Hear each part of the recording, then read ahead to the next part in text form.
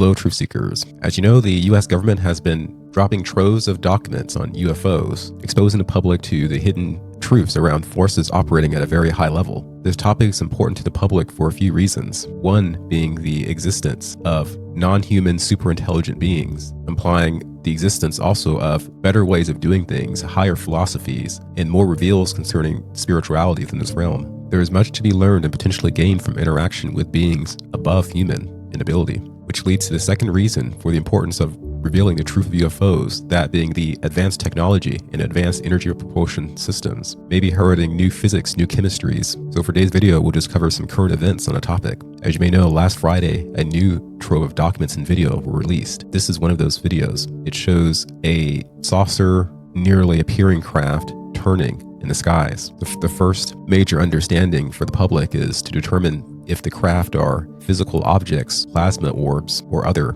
materials. As this classified video montage lacks the altitude indicators to show distance, we don't have enough detail to know if this is truly a classic saucer or an amorphous shape. Within a recent document release, we were provided with some newspapers with articles discussing UFOs back in 1966. One thing I see from this is the popularity of the saucers, just in different situations, the same type of craft. Here are some alleged photos of saucers, some appearing quite distinct from one another. But then I noticed that the recent drop shares objects that don't look quite saucer-like. Instead, they may change shape as what you see in front of you. In this way, looking almost like a blob flying through the sky.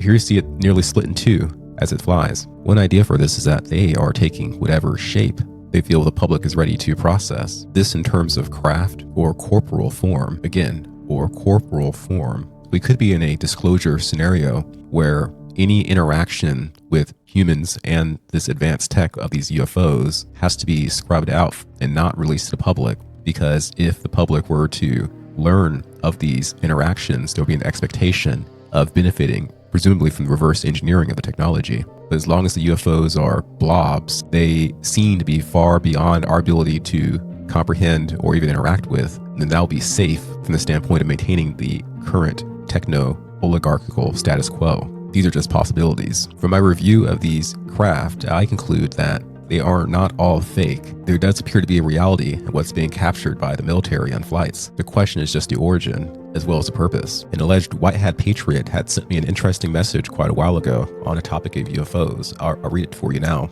Dollars to donuts, there are highly advanced and publicly unknown applications of observational drones over Ukraine, but I'm willing to bet my left NUT that there is no top secret weaponry being used by the US. Maybe by the Russians, but definitely not by the US. Highly doubtful that the Russians are using them as well.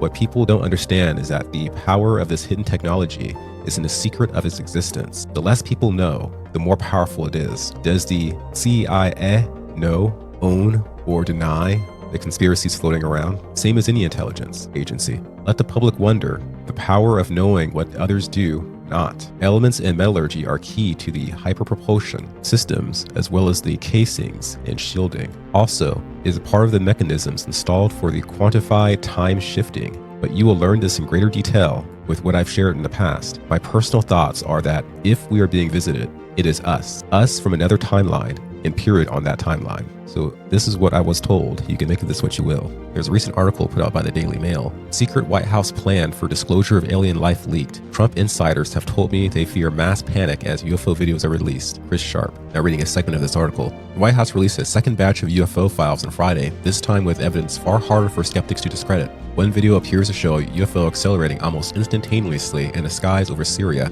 Another captures a disc-like object moving across the Hindu Kush mountains with no visible heat plume propelling it. While the images fall short of proving that these crafts are the work of non-human intelligence, it seems to me that the government knows more than it's revealing. I've spoken to UFO experts who say that they're helping the White House develop a public communication strategy to reveal the existence of alien life forms. Investigative journalist and longtime UFO researcher Jeremy Corbell tells me that he is one such advisor. So Corbell shares, officials from the White House and Department of Defense have in official capacity sought my counsel on communication strategy and terminology, specifically in preparation for a potential formal announcement by President Trump regarding UAP reality and non-human intelligence. These consultations took place over the past 6 months via video conference. They don't know Yet, how far the president is willing to take this? They are preparing for a range of outcomes. That preparation is real and is underway. So if we take this statement and give Mr. Corbell his credibility, it suggests that our collective understanding of the situation is going to be very strongly clarified as hidden truths are rolled out. Now, as far as how weird this can get,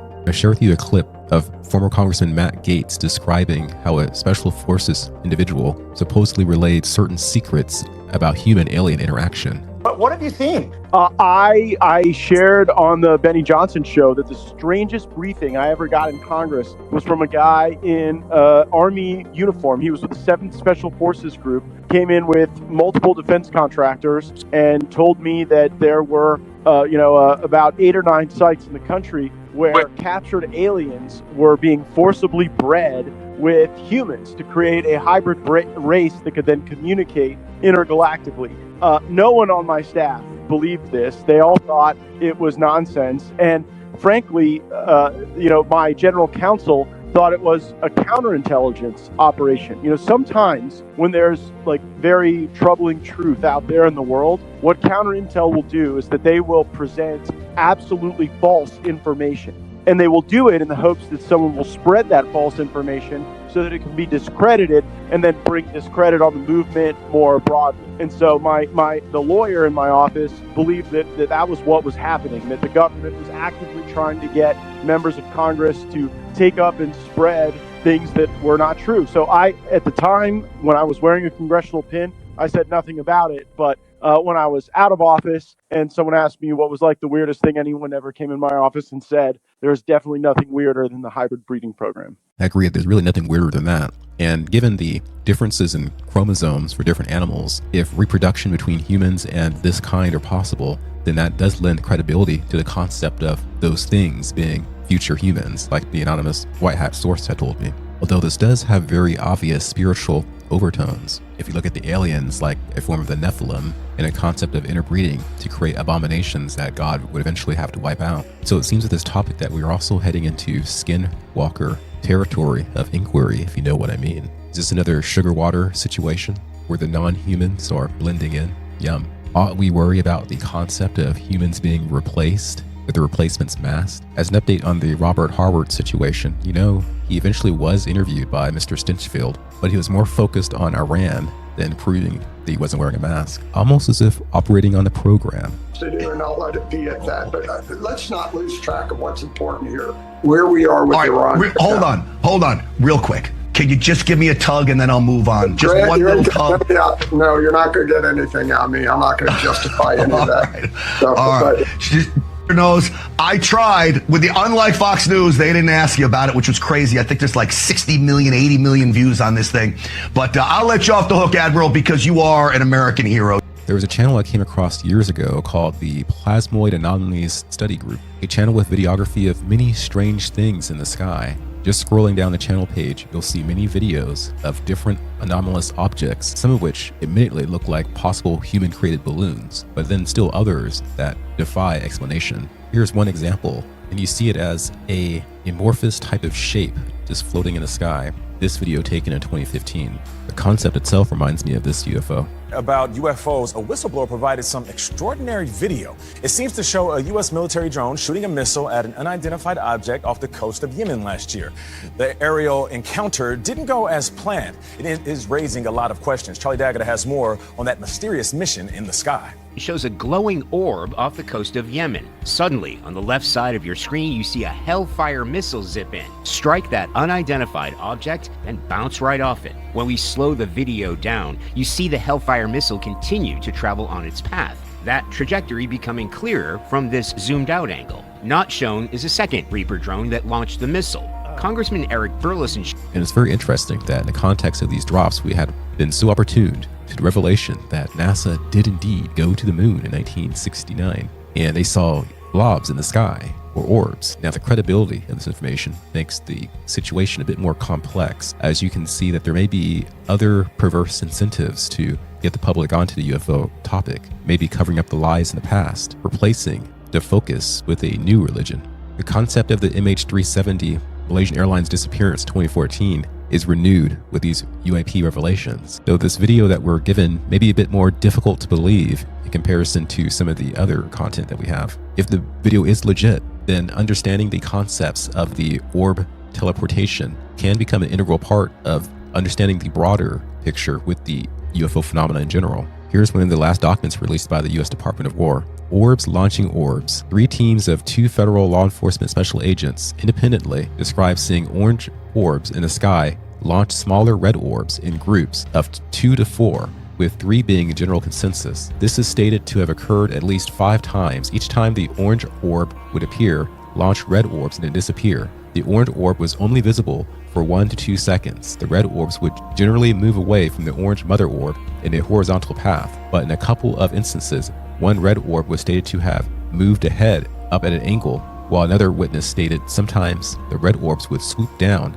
after being launched from the larger orange orb. These events were witnessed by multiple teams from varying locations and vantage points over a 2-day period. Due to the sequential nature of the events, it is not known whether there was a single orange mother orb or that released the groups of red orbs, or whether there were multiple orange orbs at play.